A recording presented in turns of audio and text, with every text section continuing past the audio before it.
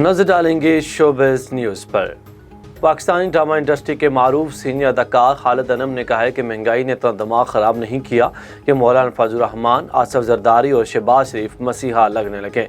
Senior अदाकार खालिद अनम ने मुल्क की मौजूदा सूरत हाल और बढ़ती महंगाई पर इज़हार ख्याल किया है।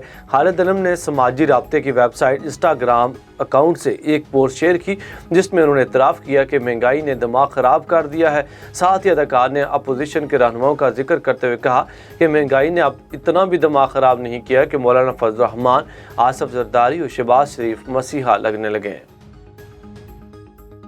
सजल और अहद में अलहदगी सदमे से मदाह चल बसी।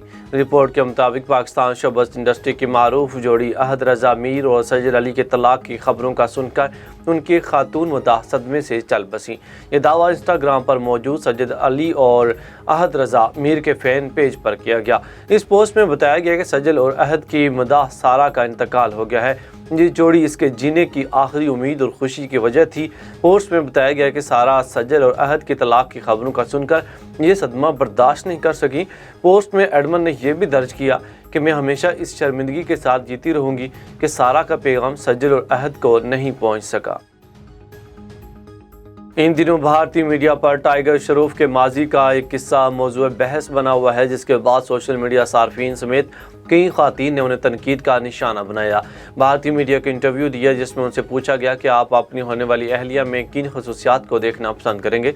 सवाल के जवाब में अदाकार ने फ़ौरन कहा कि मैं ऐसी लड़की से शादी करूंगा जिसका ताल्लुक गाँव से होगा। मैं चाहता हूं कि जब भी काम से घर पहुंचूं तो वो मेरी खिदमत करे ताकि सारे दिन की थकन दूर हो जाए। टाइगर श्रॉफ का कहना था कि मुझे इस किस्म की लड़कियां पसंद है जो घरों के काम काज में माहिर हों और अपने घर को वक्त दें। बाद अदाकार को जब अपने बयान की नौइयत और मामले की संगीनी का अंदाज़ा हुआ तो उन्होंने फौरी तौर पर ट्विटर के ज़रिए अपने बयान की वजाहत दी और मुआज़रत करते हुए कहा कि मैं ख़वातीन की बहुत इज़्ज़त करता हूँ। मेरे बयान का वो मतलब नहीं था जो लोगों को समझ आया।